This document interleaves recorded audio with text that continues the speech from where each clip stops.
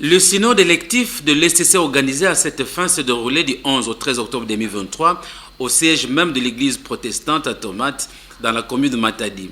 Près de 66 électeurs venus des communautés membres de l'église du Christ au Congo ont donc pris part à cette élection devant plusieurs invités. Sous la supervision du directeur du cabinet, du président représentant légal de l'ECC, le pasteur Mose Bena, les deux postes à pourvoir, à savoir la présidence et la vice-présidence, ont enregistré 6 candidatures, dont 3 à la présidence et 3 autres à la vice-présidence.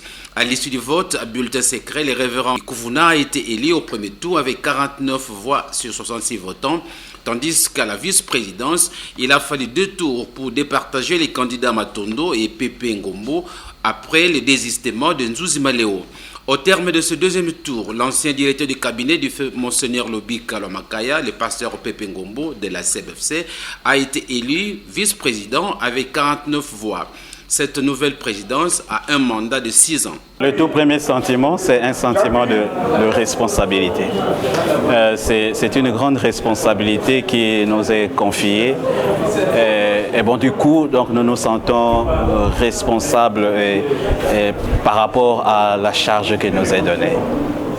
Et comment nous pensons conduire cette Église, c'est sur les principes et les bases de la parole du Seigneur.